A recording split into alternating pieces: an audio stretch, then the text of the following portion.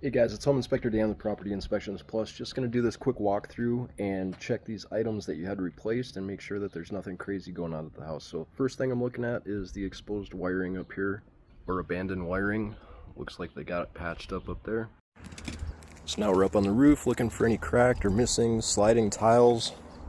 For the most part, not a big deal, but these are sliding right here at the corner. Now the B vent cap was replaced with basically a vent cap, so it's not made for a gas appliance. The cap that they put on that is not made for a gas appliance. It's made for a vent, like one of these. If you had several of these coming up, that would take the ventilation out of the bathroom or laundry room, but that cover right there is not made for a gas appliance. So I would recommend replacing that.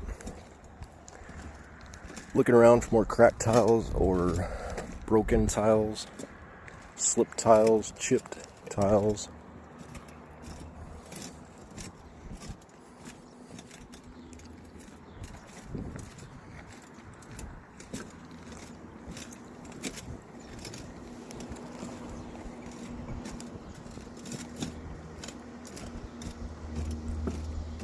Check over here in the corner.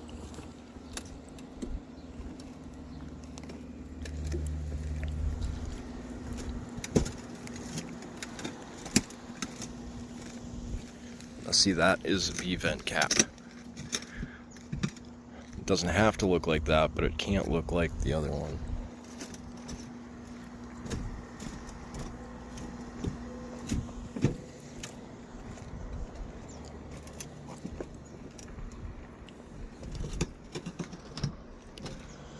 Looking for any anomalies, anything that might cause some leaks in the future, some leaks down the road.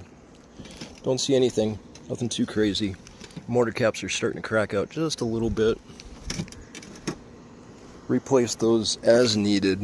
Eventually you'll just have to slob some more concrete on top of those areas. Another tile here, it's shifted. It's kind of moved off to the side, so it's loose. That should be secured so it doesn't slide if we get a monsoon wind. Minor cracking in the mortar caps there. Other than those couple areas, still have some shifting tiles, and we need to replace that cap. Now I'm going around checking all the outlets, making sure that that light is green and not reverse polarity. That was another thing that we checked on the inspection. Green is good.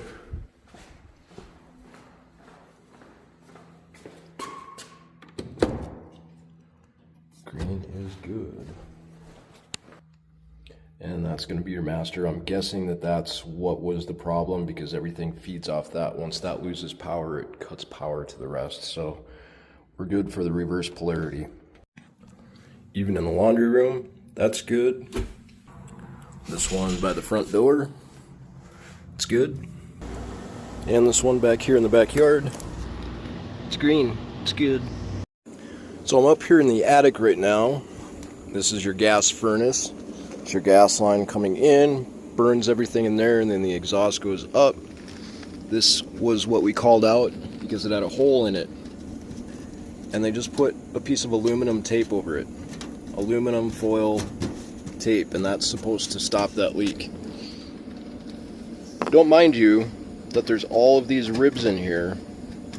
That tape isn't going to get in all those ribs and seal that hole up, so you've still got exhaust gases coming out the side here. So this reinspection is a fail. And yes, right off to the right hand side of the attic hatch, we still have some of that water damaged insulation from this roof vent. You can see that it's not even very well lined up. We've only got about 2 inches of air there. That means that most of the hole is up here.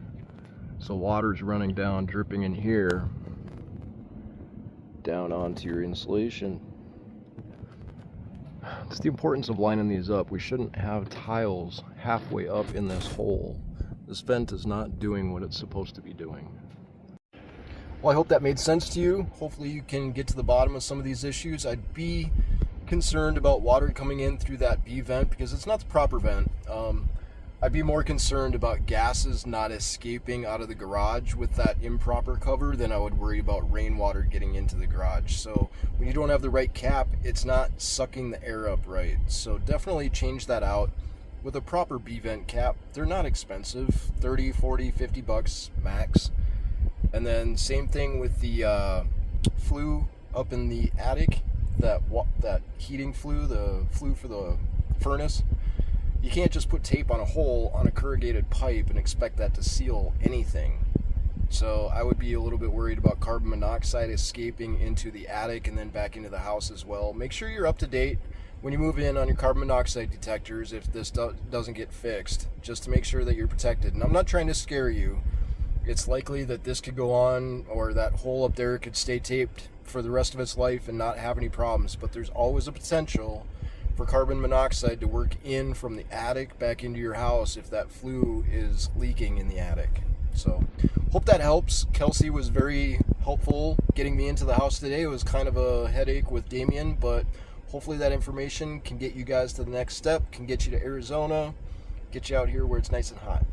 Thanks, guys.